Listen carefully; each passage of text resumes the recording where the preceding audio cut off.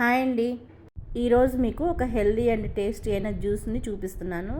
మన ఇంట్లో చాలామంది ఫ్రూట్స్ తినని వాళ్ళు చాలామంది ఉంటారు కదా, వాళ్ళ కోసం ఇలా జ్యూస్ చేసి పెట్టండి, కమ్మగా తాగేస్తారు. ఈ మధ్యకాలంలో పిల్లలు ఫ్రూట్స్ తినటం మానేశారు కదా, వాళ్ళ కోసం ఇలా ఫ్రూట్ జ్యూస్ చేసి ఇవ్వండి, కమ్మగా తాగేస్తారు. ఎప్పుడూ ఒకే రకమైన ఫ్రూట్స్తోనే కాకుండా 4-5 రకాలు కలిపి చేసుకుంటే జ్యూస్ అనేది చాలా టేస్టీగా ఉంటుంది.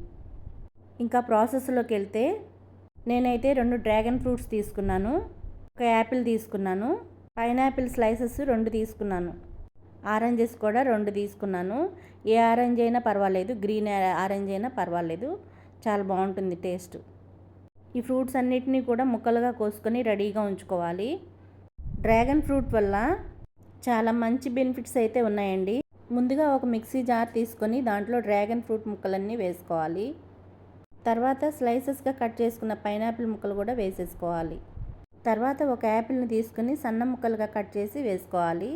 తొక్క అయితే ఏం తీయనవసరం లేదు, మీ దగ్గర గ్రీన్ యాపిల్ ఉన్నా కూడా వేసుకోవచ్చు. ఈ డ్రాగన్ ఫ్రూట్ అయితే బ్లడ్ తక్కువ ఉన్న వాళ్ళకి బ్లడ్ని ఇంప్రూవ్ చేస్తుందండి. చాలామందికి ఇన్ఫెక్షన్స్ ఉంటాయి కదా, వాటిని కూడా కంట్రోల్ చేస్తుంది. మన డైజెస్టివ్ సిస్టమ్ కూడా చాలా మంచిది. బ్రెయిన్ ఫంక్షన్ కూడా బూస్ట్ చేస్తుంది. షుగర్ పేషెంట్లు ఉంటారు కదా, వాళ్ళకు కూడా షుగర్ లెవెల్స్ని కంట్రోల్ చేస్తుందండి.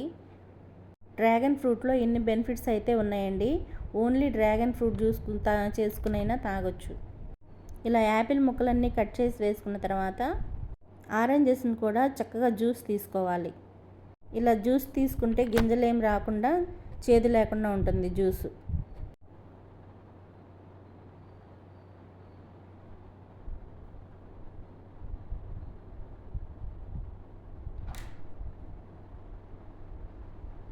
పైనాపిల్ వల్ల కూడా చాలా ఉపయోగాలు ఉన్నాయండి.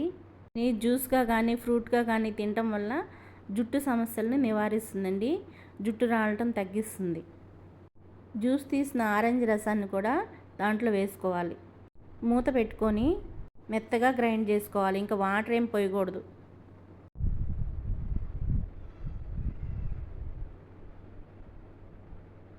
ఈ ఆరెంజెస్ తినటం వల్ల సి విటమిన్ అనేది ఎక్కువగా ఉంటుందండి. మన యొక్క స్కిన్కి కూడా చాలా మంచిది. మన యొక్క స్కిన్ కూడా చాలా యంగ్గా కనిపిస్తుంది. మనకేమైనా ఎలర్జీస్ ఉంటే వాటి మీద కూడా ఫైట్ చేస్తుంది. కాబట్టి సీజన్లో దొరికినప్పుడు కంపల్సరిగా తీసుకోవడం మంచిది. ఇప్పుడు మన జ్యూస్ అయితే రెడీ అయిపోయిందండి. ఇంకా గ్లాసెస్లో పోసేసుకున్నాం. ఈ జ్యూస్ అయితే చక్కగా ముగ్గురికైతే బాగా సరిపోతుంది. నేను గ్లాస్ బాటిల్లో కూడా పోసుకొని ఉంచుకుంటానండి. ఇలా ఫ్రూట్స్ తినలేని వారికి ఈ విధంగా జ్యూస్ చేసివ్వండి, చక్కగా తాగేస్తారు. ముసలి వాళ్ళకి కూడా పళ్ళు ఉండవు కదా, వాళ్ళకు కూడా ఇలా జ్యూస్ ప్రిపేర్ చేసిస్తే బాగుంటుంది. ఈ జ్యూస్ని టేస్ట్ చేసినప్పుడు చాలా బాగుందండి. నేను ఎప్పుడు ట్రై చేయలేదు, ఇప్పుడే ఫస్ట్ టైం ట్రై చేశాను. వీడియో చూస్తున్న వాళ్ళందరికీ థ్యాంక్ యూ సో మచ్ అండి.